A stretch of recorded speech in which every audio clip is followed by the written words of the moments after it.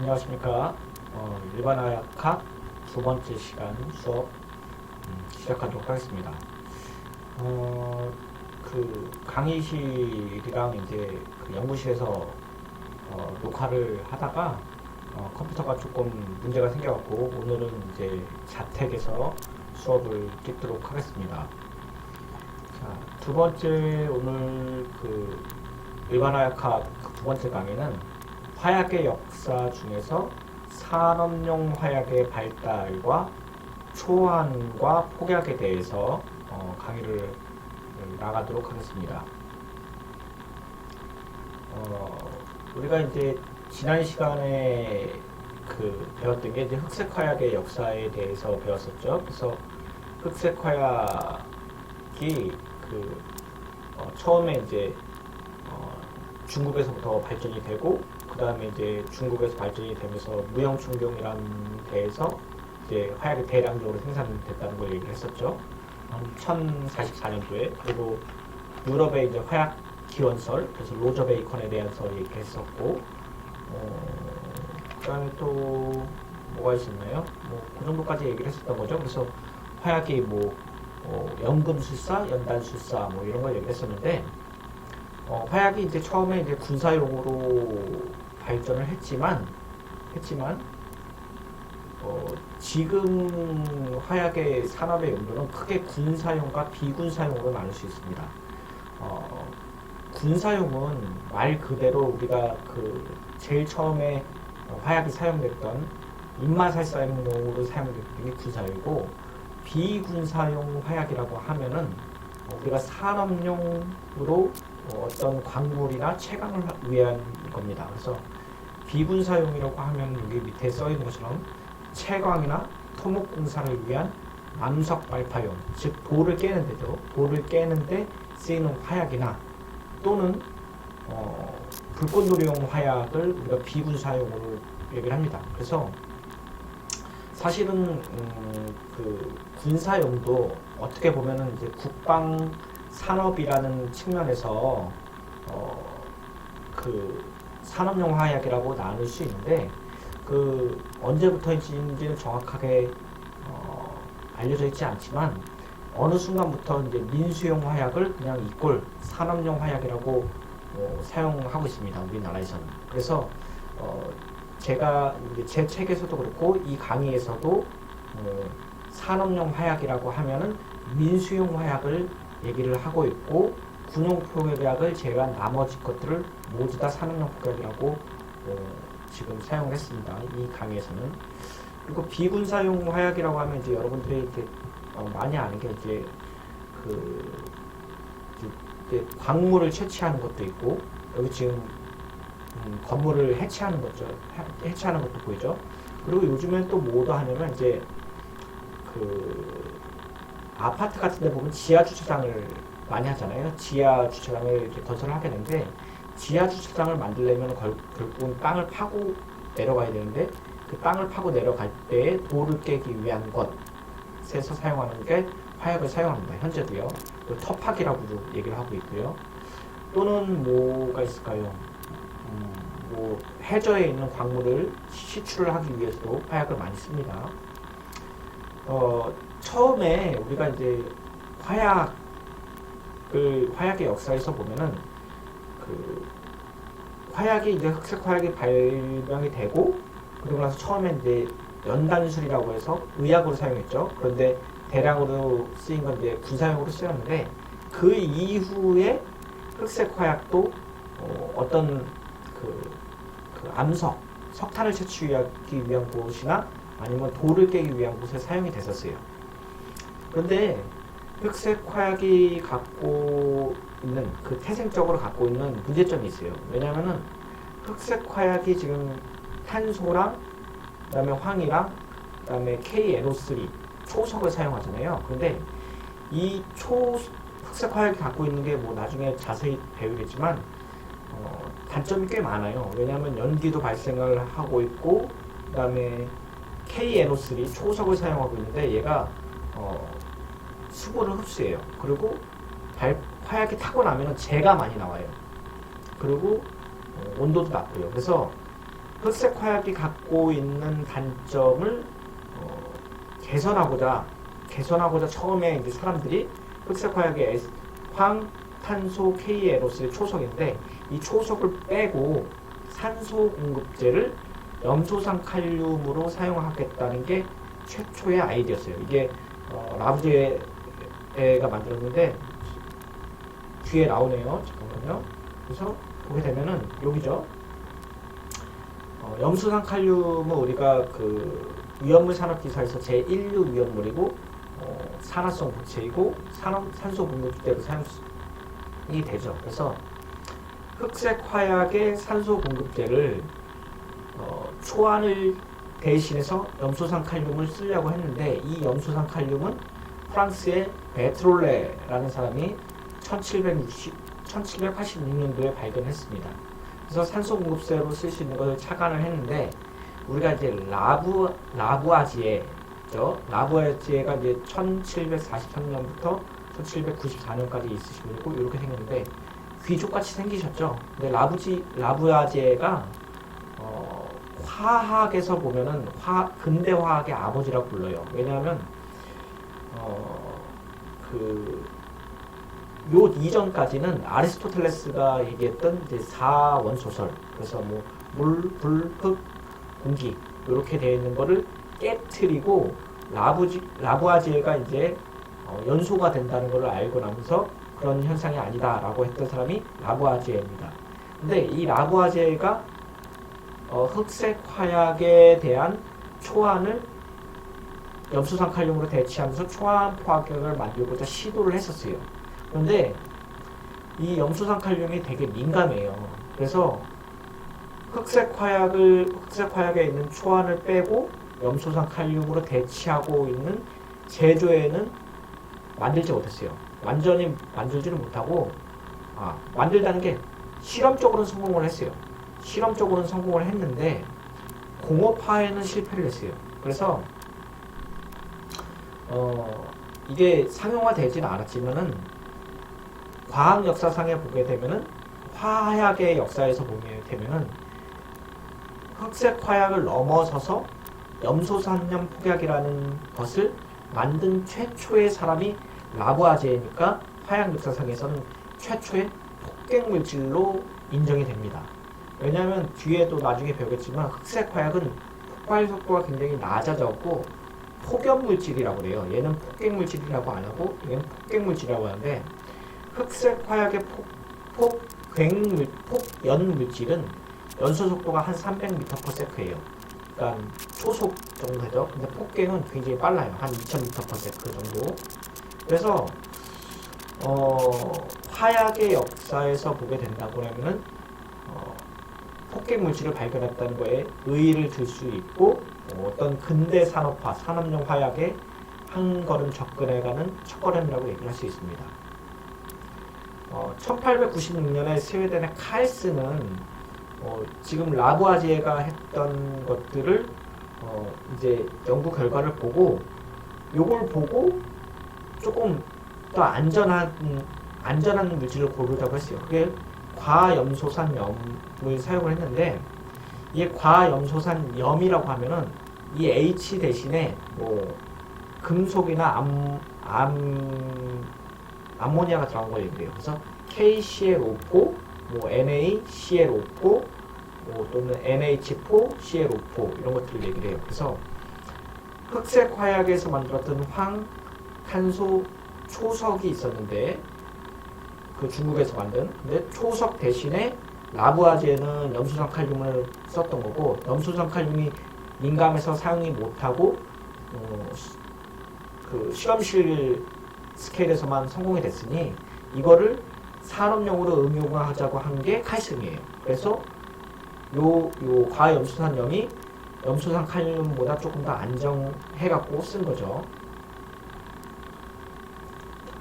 그래서 칼슨의 주 원료는 아까 이제 얘기를 했죠. 이제 과염소산염인데 그 중에 과염소산 아모늄을 사용했고 이거는 현재 그 나중에 화약의 이제 종류에서 배우듯이 카리트란 이름으로 화약으로 발명이 돼서 상업화가 성공이 됐어요.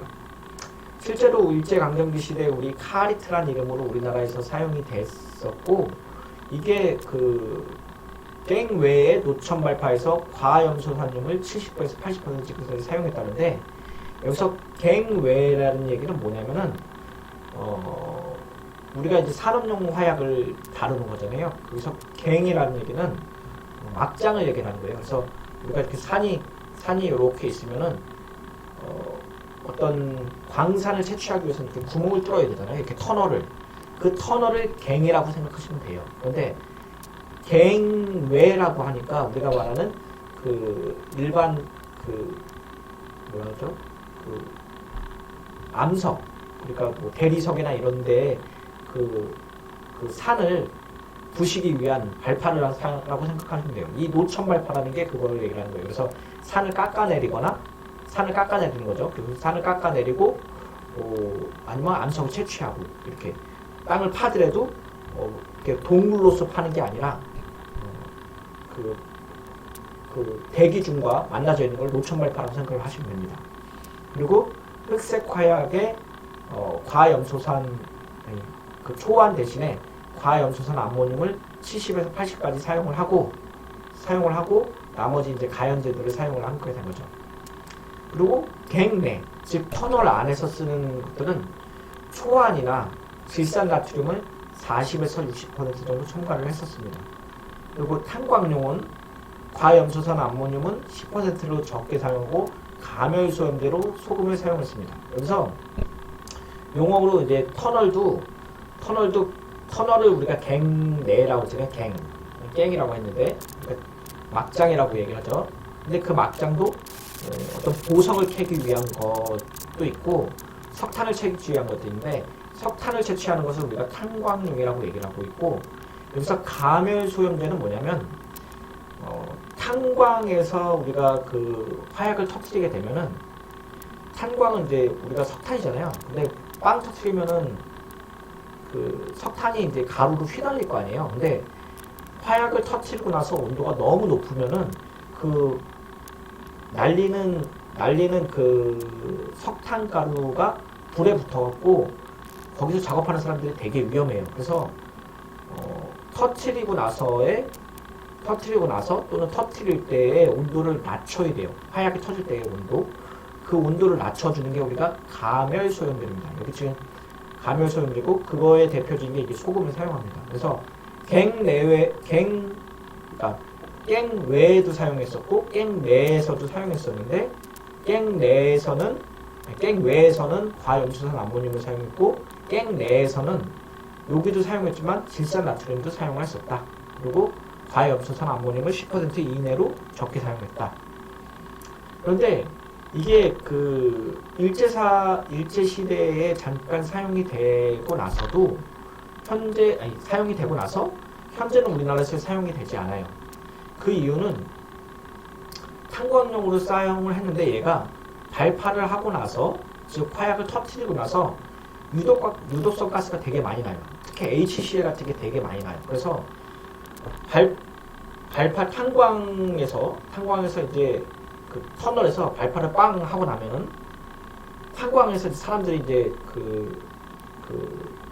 광부가 들어가서 이제 곡괭이 들고 와서 이제 파갖고 이제 빼내야 되잖아요. 그래서 이제 탄광용 뭐라 그러니까 열차라고 해야 되나요? 거기다 이제 쭉 빼갖고 와야 되는데, 카리트는 이제 그게 유독성 가스가 되게 많이 사용이 되었고 지금은 사용하지 않아요. 또 하나는 뭐냐면 과염소산 암모늄이랑 질산나트륨을 사용하는데, 이 질산나트륨이 수분에 되게 취약해요. 과염소산 암모늄도 취약을 하지만 질산나트륨 같은 경우는 공기 중에 놔두면 수분을 되게 많이 흡수해요. 그냥 이 알갱이가 녹을 정도로. 그래서 탄광을 쓰게 되면 우리나라 탄광 같은 경우 결국 수분이 되게 많잖아요. 또 환기도 안 되고. 그래서 발파가 되게 잘 일어나지 않아요. 그래서 취급이 불편해서 사용을 안 하게 됐죠. 물론 일제시대에서는 역사를 좀 폄하하고 역사관을 제 역사관을 이렇게 말씀드리고 싶지 않지만 공공적인 거라서 일본이 우리나라 일제강점기 시대에 그 광부를 우리나라 사람들이 되게 많이 들어갔어요. 뭐 저기도 마찬가지죠. 우리나라가 이제 국제시장인가요? 그때 보면 이제 황정민이 탄광으로 독일에 가잖아요. 그게 결국은 탄광이 되게 위험하기 때문에 그래요. 인생 막장이라는 게 별게 아니라 옛날에 탄광에 들어가면 탄광 안에 석탄가루 계속 날리죠. 그 다음에 가스도 계속 나오죠. 그 다음에 그 탄광이 무너지기도 하죠. 그래서 되게 위험한 상황에서 인생 막장이라고 생각하는데 현재는 이런 문제들 때문에 사용하지 않고 새로운 폭약들이 되게 많이 그 개발이 됐어요. 이제 우리가 이제 그 산업용 화약을 얘기를 하려면 크게 이제 그 세 가지를 얘기를 하는데 산업용 폭약은 첫 번째는 이제 앞에서 우리가 이제 과염소산 암모늄 또는 이제 염소산염을 얘기했잖아요. 라부아제를 얘기했는데 실제적으로 이제 산업용 화약이 이제 폭발적으로 기술이 증가하고 보급화되는 거는 다이너마이트를 이야기하지 않을 수 없어요. 근데 다이너마이트랑 이제 뒤에 나오는 초안을 얘기를 두 가지로 꼭 해야 되는데 이 다이너마이트를 얘기를 하려면 니트로글리세린과 니트로셀룰로스를 얘기를 해야 돼요. 그래서 니트로글리세린, 니트로셀룰로스, 초안 이 세 개를 초안을 얘기를 해야 되는 거예요. 자, 근데 다이너마이트를 얘기를 하려면은 면약을 얘기를 해야 되는데 이 면약은 뭐냐면 요 밑에 보이는 그림에 보이는 이게 면약이라고 생각하면 돼요. 그래서 니트로셀룰로스는 좀 끊어서 읽어보시면 돼요. 니트로고 셀룰로스예요. 이 셀룰로스는 우리가 일반적으로 생각하는 솜이에요. 솜. 그래서 우리 솜잎을 접잖아요. 그 솜잎에 들어가는 솜을 얘기합니다. 솜. 그 솜을 질산에 넣고 질산과 황산에 넣고 끓이면은 니트로셀룰로스가 되는 거예요. 그래서 니트로셀룰로스가 여기 지금 그림에 이렇게 있는데 이게 약간 솜이 젖어 있는 모습이잖아요. 그리고 이게 완전히 마르면은 솜이랑 똑같아요. 그래서 니트로셀룰로스를 우리가 한국말로 면약이라고 얘기합니다. 면약. 그리고 니트로글리세린은 우리가 글리세린을 니트로화한 건데 다이너마이트에는 니트로셀룰로스와 니트로글리세린이 있었어야지 가능했었고 이게 그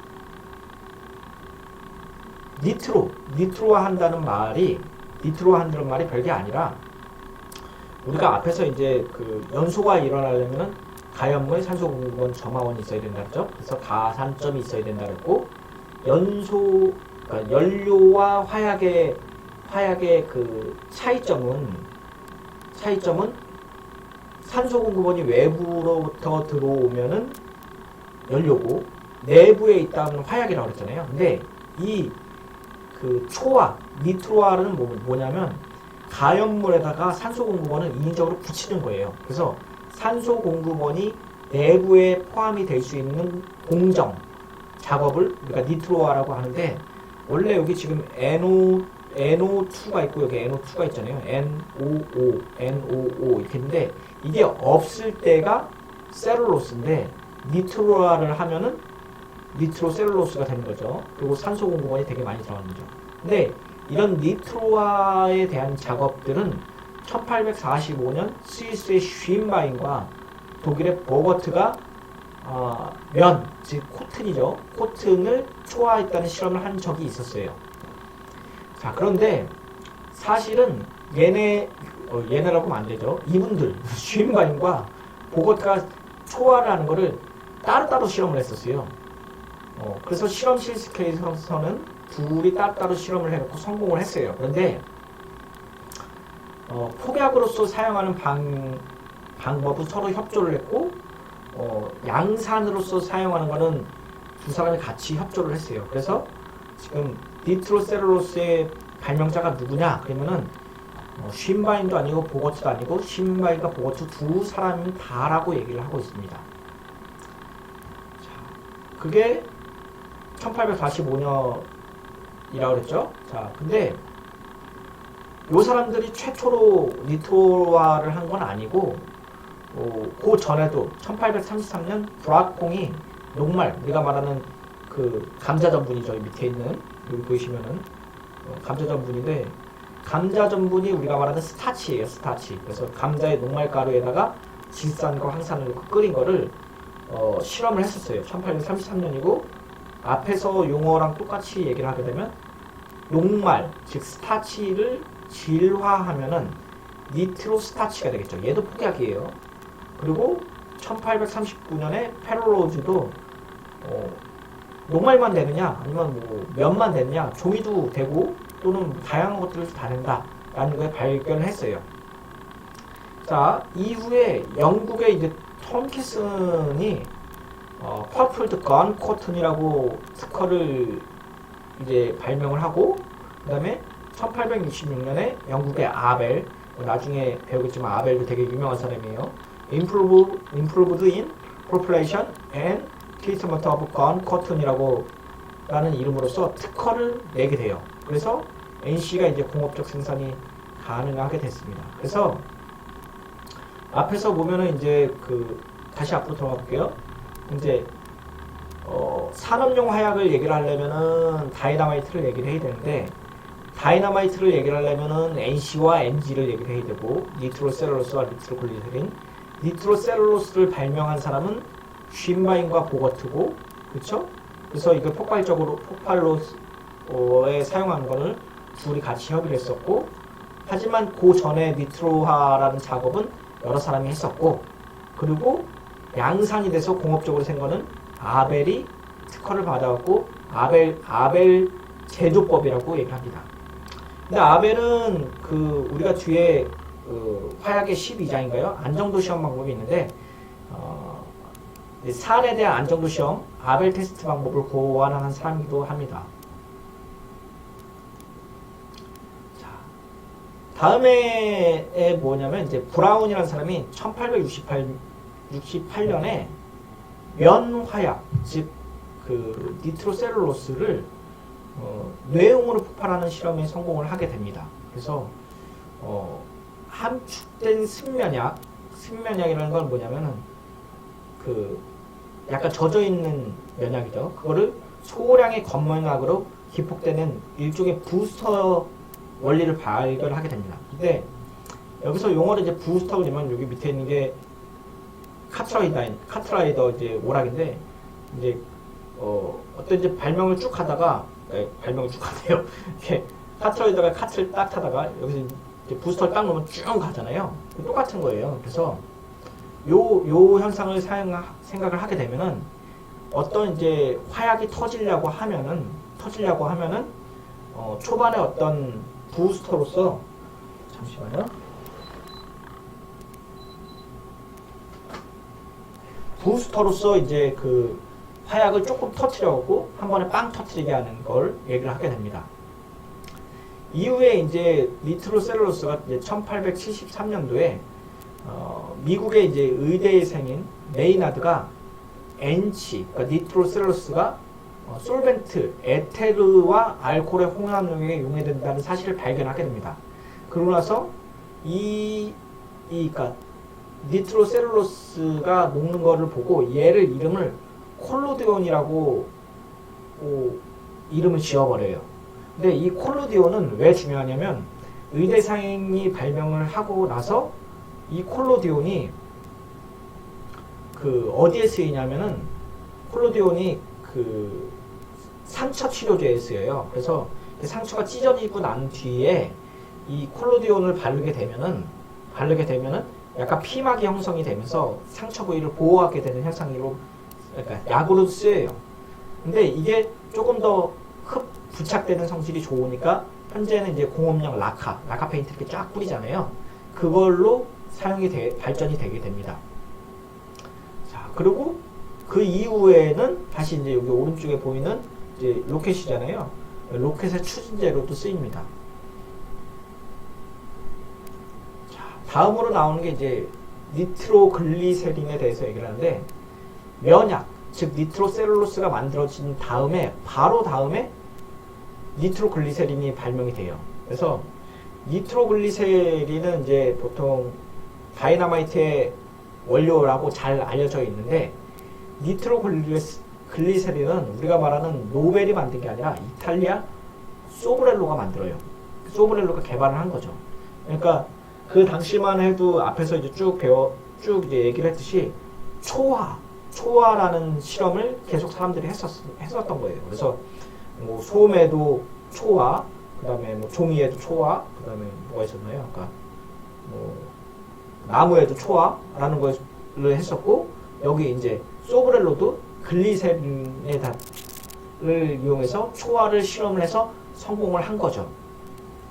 그리고 이 소브렐로가 이 니트로글리세린을 그때 이름을 글리세리나라고 이름을 지읍니다. 자, 그런데 이탈리아 소브렐로가 만들어지고 나서 요게 이제 분자식인데, 여기 보면 이제 글리세린 자체는 여기 NO2를 뺀 나머지 여기 그림이에요.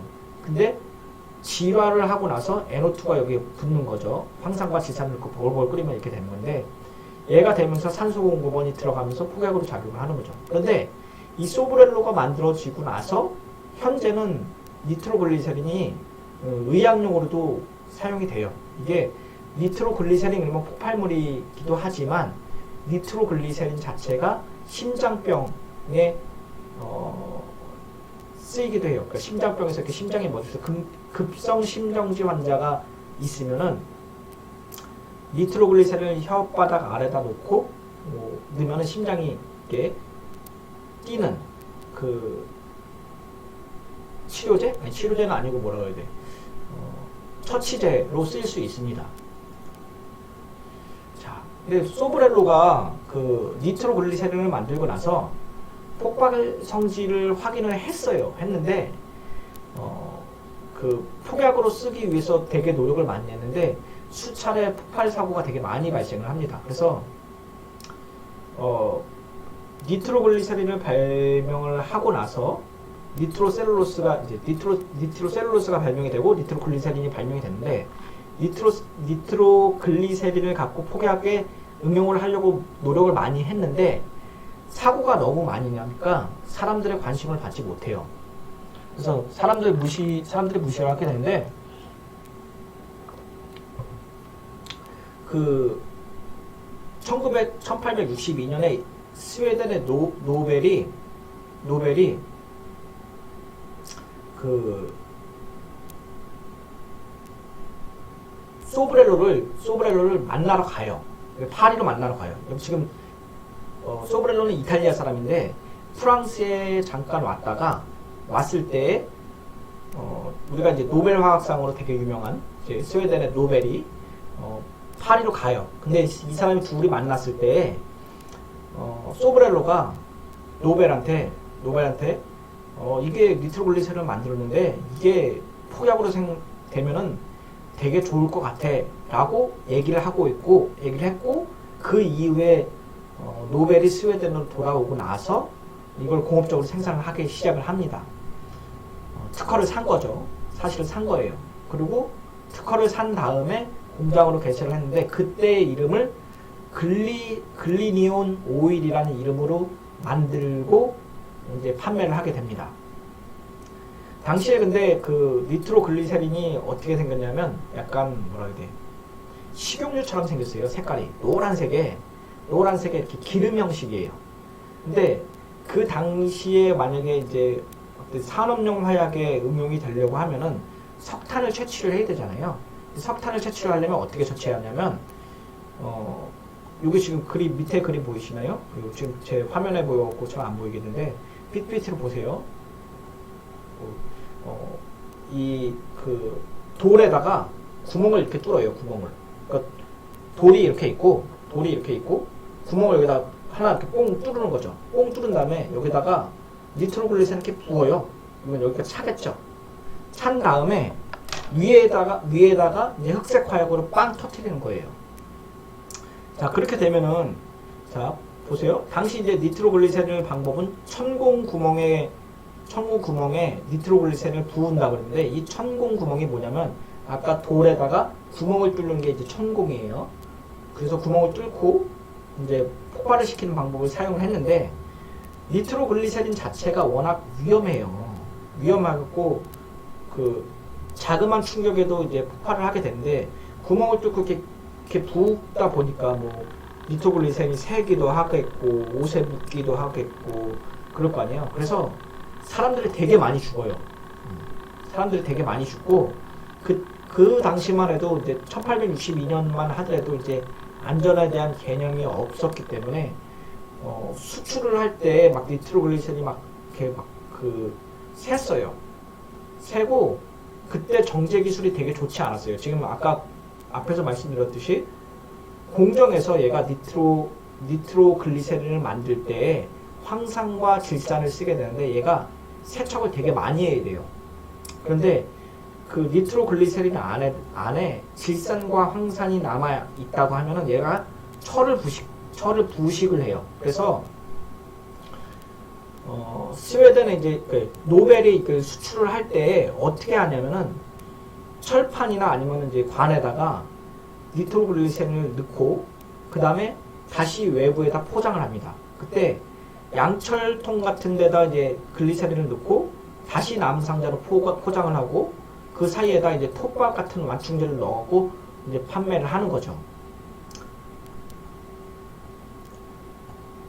근데 얘가 이제 그 글리세린 자체가 이제 그 세척이 잘 안 되다 보니까 금수통을 부으시게 되고 구멍이 빵빵빵빵 뚫려요.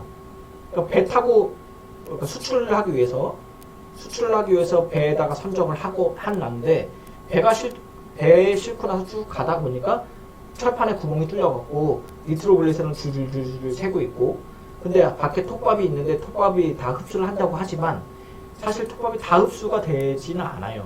워낙 양이 많고 또 톱밥 자체에 니트로글리세린이 흡수가 되더라도 얘가 안 터지는 건 아니에요. 그래서 취급에서 굉장히 위험했어요. 그래서 이걸 되게 고민을 많이 했었어요.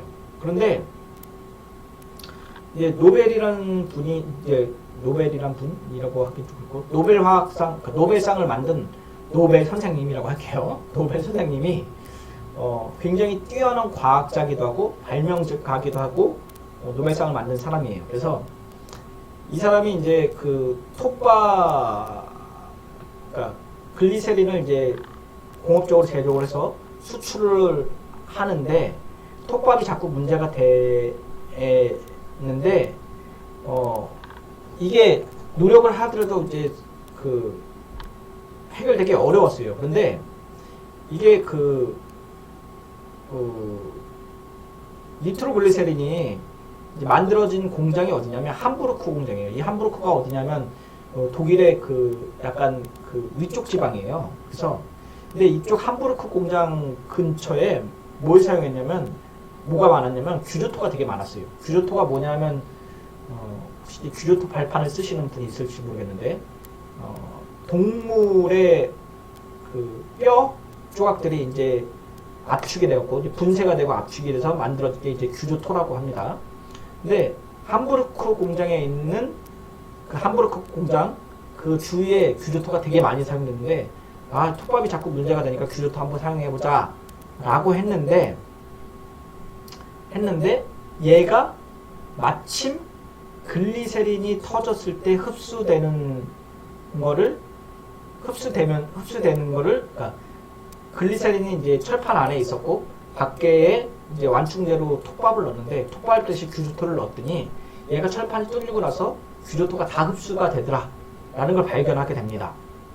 그래서 규조토로 사용하게 됐는데 이게 굉장히 획기적인 아이디어였어요. 왜냐하면 니트로글리세린 자체가 굉장히 문제가 많았어요. 초반에. 왜냐하면 흑색 화약에 비해서 사고도 되게 많이 나죠. 그 다음에 이제 질산과 황산을 쓰게 되니까 폐수도 되게 많이 나왔어요. 그리고 공정이 되게 위험하기 때문에 사람들이 마시면은 사람들이 되게 많이 사용했어요. 그리고 어떤 정치적인 입장에서 보면은 흑색 화약을 만드는 공장에서는 신종 화약이 나오는 거에 대해서 되게 불편하잖아요. 그래서 데모를 되게 많이 했었어요. 그래서 각종 나라에서 액체 상태의 니트로글리세린을 사용하지 말게끔 하는 여론들이 형성이 돼서 실제로 몇몇 나라에서는 니트로글리세린 수입 자체를 금지하기도 했어요. 그런데 요 요 규조토를 사용을 하게 되면서 굉장히 아이디어가 좋아지게 되고, 이게 규조토가 니트로글리세린의 3배를 흡수한다는 사실을 노벨이 발명을 하면서 이게 취급하기도 안전하고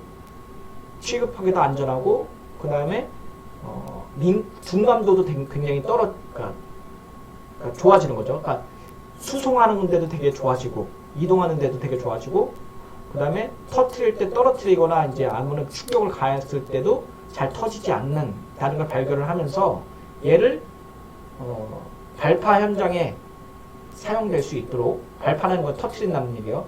발파 현장에 사용할 수 있도록 페이퍼 카트리지, 그러니까 약포 이렇게 되어 있는 거죠. 많은 거죠. 그러니까 니트로글리세린을 흡수한 규조토를 종이 이렇게 많은 거죠.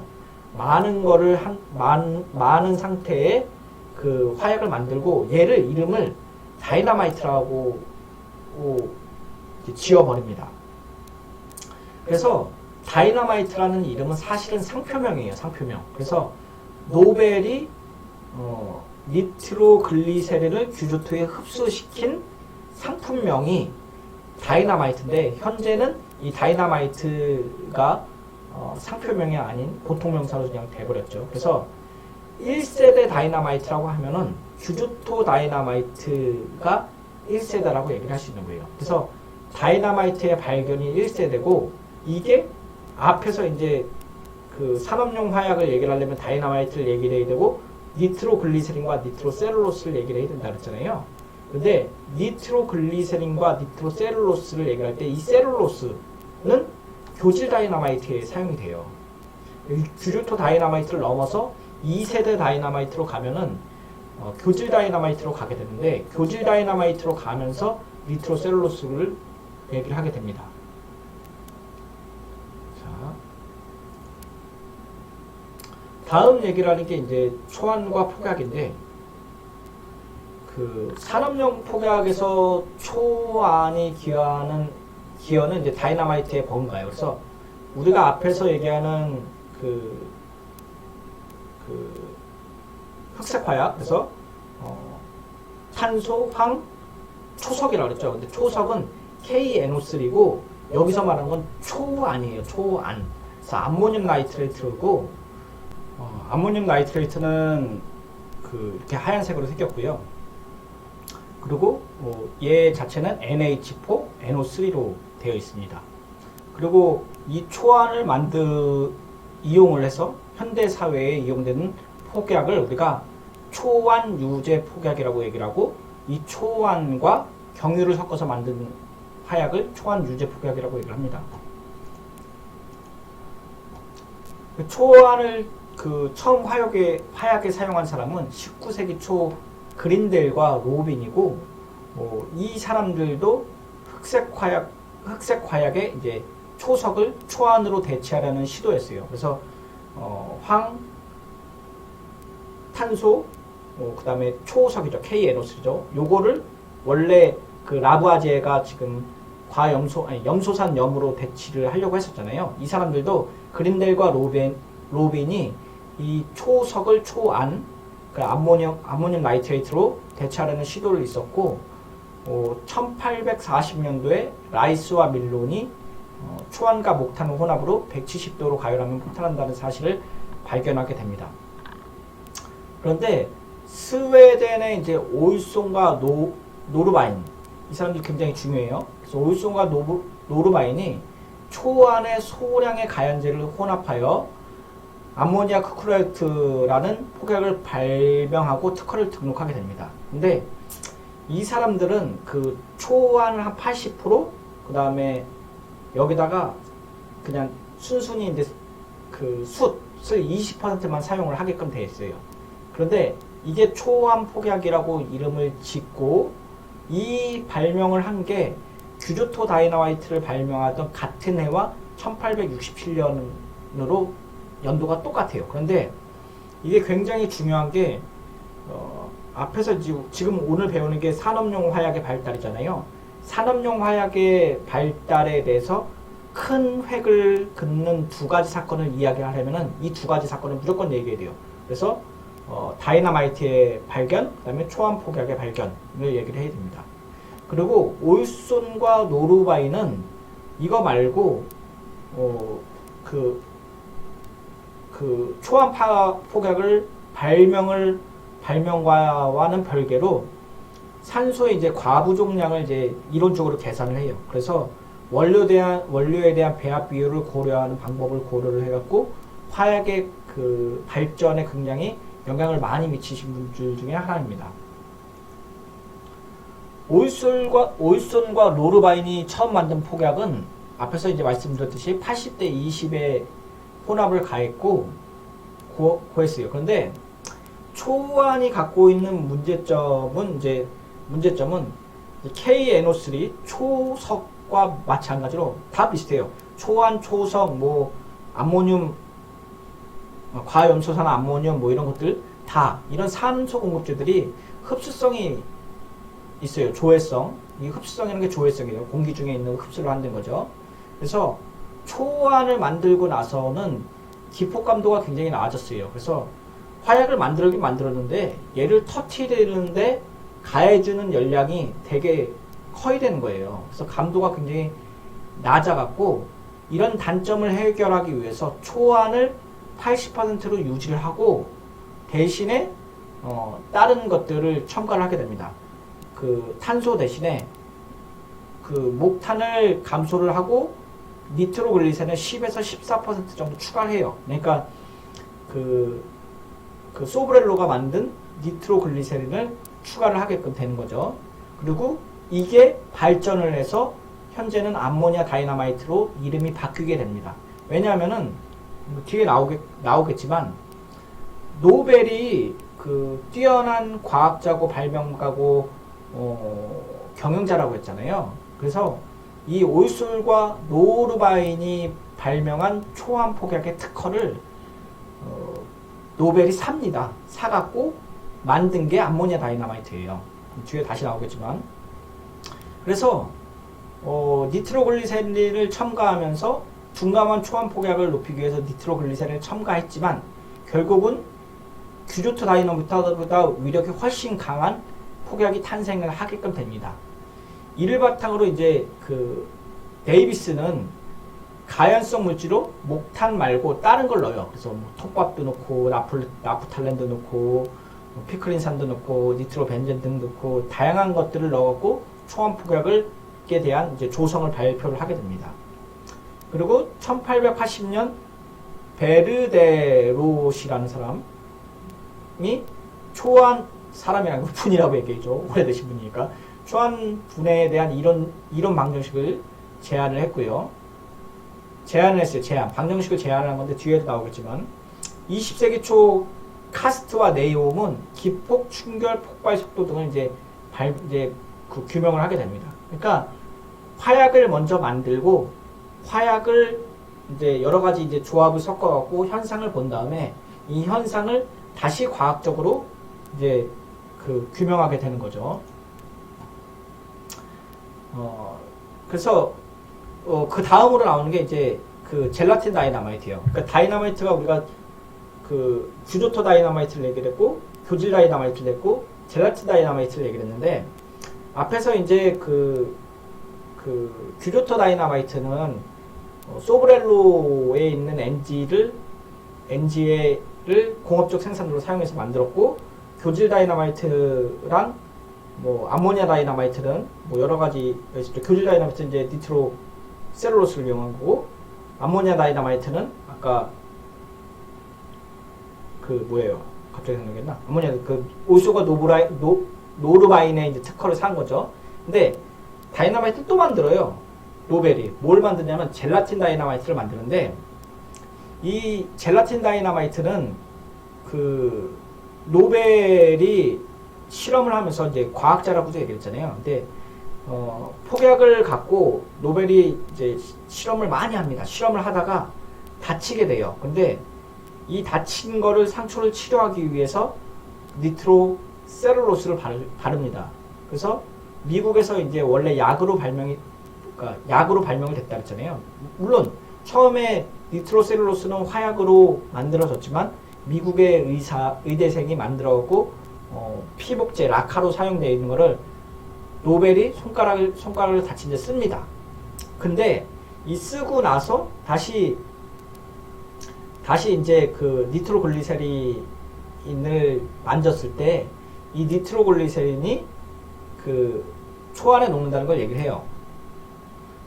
그거 여기 전에 이거 빼먹었네요. 자, 그 니트로글리세린이 그 스웨덴에서 만들어지고 그 다음에 초안 폭약이 이제 널리 사용되고 있었지만 그 니트로글리세린 자체가 새어나오는 문제점은 해결하지 못했어요. 그래서 뭐 규조토에다가 니트로글리세린을 흡수를 시켰지만 사실은 규조토가 이제 열을 가해지거나 아니면 빗물이 새거나 그러면은 규조토에 흡수되어 있는 니트로글리세린이 다시 분리되는 그런 단점이 남아 있었어요.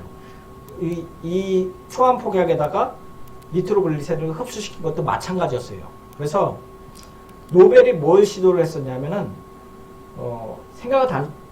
지금도 많이 사용하는데 이런 구 모양에다가 니트로글리세린을 이렇게 코팅하는 거예요. 그래서 어떻게 하냐면은 파라핀이 뭐냐면은 초예요, 초. 그래서 초의 알갱이에다가 니트로글리세린을 이렇게 포장을 한다는 거죠. 아니면 반대로 니트로글리세린을 넣고 초로 바깥을 포장을 하려는 거죠. 그래서 초안 입자에다가 얘는 초안이니까 결국 암모늄 나이트레이트에다가 파라핀을 코팅을 하려는 시도를 처음에 했었어요. 니트로글리세린을 넣고 다시 코팅을 하는. 그런데 이걸 하다가 아까 말한 이제 손가락 상처가 나고 상처의 외상에 니트로셀룰로스를 바르고 그 다음에 니트로셀룰로스가 이제 니트로글리세린과 혼합이 되면서 녹는다는 걸 발견을 하게 됩니다. 그러면서 근데 녹는 게 어떻게 변하냐면 약간 껌 형태로 변해요. 그래서 찐득찐득하게 돼요. 그래서 우리가 먹다 남은 껌 씹다 남은 그 퇴 뱉으면 그 상태 있죠. 그런 껌 형태로 돼요. 그래서 노벨 선생님이 이거를 놓치지 않고 규조토 다이나모보다 폭발력은 강하지만 충격이나 마찰에 둔감할 수 있는 화약을 만듭니다. 어떻게 하냐면 니트로글리세린과 니트로셀룰로스를 섞어요. 그래서 아예 껌같이 만들어 버려요. 그거를 초안이랑 섞어요. 그래서 폭약을 만들고 얘를 이름을 뭘로 붙이냐면은 다이나마이트 껌이라는 이름으로 판매를 해요. 그러니까 처음에 우리 상품명이 그 규조토에다가 니트로글리세린을 섞은 거를 다이나마이트라고 상품명을 지은 것처럼 다이나마이트 껌이라는 이름으로 처음에 시판을 하게 됩니다. 그런데 다이나마이트와 다이나마이트 껌이라는 게 비슷하잖아요. 그래서 사람들이 구별을 못하니까 기존 다이나마이트와 구별을 하기 위해서 블라스팅 젤라틴이라는 이름으로 이름을 바꿉니다. 그래서 블라스팅 젤라틴에서 여기 젤라틴이라는 얘기는 뭐냐면 약간 푸딩 형태로 얘기를 하는 거예요. 그래서 실제로도 젤라틴 다이나마이트 그러면 약간 말캉말캉해요. 지금도 교질 다이나마이트라고 얘기도 하고요. 그러니까 교질이라고 하면은 영어로는 젤라틴이에요. 사실은. 자, 그리고 젤라틴 다이나마이트에 아까 얘기했듯이 이제 올소가 그러니까 우리가 젤레이션을 시켰다고 하면은 그러니까 니트로글리세린과 니트로셀룰로스를 합쳐갖고 젤을 시키고 나서 올소가 노르바인이 만든 그 초안 폭약의 기술과 블라스팅 젤라틴을 접목해서 블라스팅 젤라틴이라는 코팅을 해서 실험에 착성을 했고 결국은 오늘날의 젤라틴 다이나마이트로 발전을 하게 됩니다. 그러니까 노벨이 굉장히 뛰어난 과학자고 사업가고 발명가고 그런 거죠. 이걸 놓치지 않고 사업가라는 게 이걸 특허를 또 샀으니까요. 그리고 이 제품을 엑스트라 다이나마이트 또는 암몬 젤라틴 다이나마이트라고도 이름을 하고 특허를 등록을 하게 됩니다. 이 밑에 있는 거는 그때 당시 노벨이 그 특허에 등록했던 폭약의 조성비예요. 그래서 초안, 그래서 NH4NO3의 비율과 퍼센트예요. 그 다음에 차콜이 우리가 말하는 그 숯이에요. 숯. 그래서 여러분들 캠핑에 가면 캠핑에 쓰는 차콜 있잖아요. 그거예요. 그리고 니트로글리세린과 이제 콜로디움 코튼이 니트로셀룰로스죠. 그거의 비율입니다. 섞습니다. 그래서 이렇게 만들었습니다. 그래서 두 가지의 제품을 만들었고 제품의 비율만 바꿔갖고 한 거고 요게 제품의 비율이 바뀌면서 터지는 위력이 좀 달라져요. 초안은 이제 두 가지 상품을 발명을 했던 거죠. 그리고 블라스팅 젤라틴이 등장으로 인해 갖고 광물 자원 채취나 토목공사에 굉장히 그 혁명적인 발전이 진행이 됩니다. 그런데 이제 돈을 되게 많이 벌어요. 노벨이. 그래서 돈을 되게 많이 벌게 되는데 왜냐면 거의 그 전 세계에 토목공사의 거의 90%를 그 블라스틴 젤라틴이 다 차지하게 되니까요. 그런데 이게 1888년에 그 노벨의 형이 그 지병으로 죽어요. 알프레드 형, 그러니까 알프레드 노벨이죠. 루드비그가 죽어요. 그런데 그때 프랑스 신문이 뭐라고 별명을 하냐면 알프레드 노벨이 죽은 건 줄 알고 죽음의 상인이 죽다 라는 이름으로 기사를 내고 거기에 뭐라고 쓰냐면 알프레드 노벨 박사는 예전 그 어느 때보다 가장 짧은 시간에 많은 사람을 죽이는 방법을 찾아내서 엄청난 재산을 만든 사람이라고 씁니다.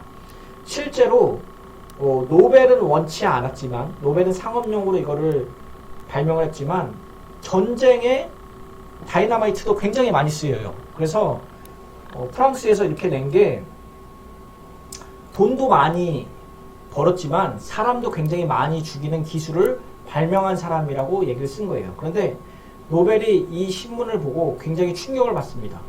충격을 받고 자기가 죽었을 때 이 사람은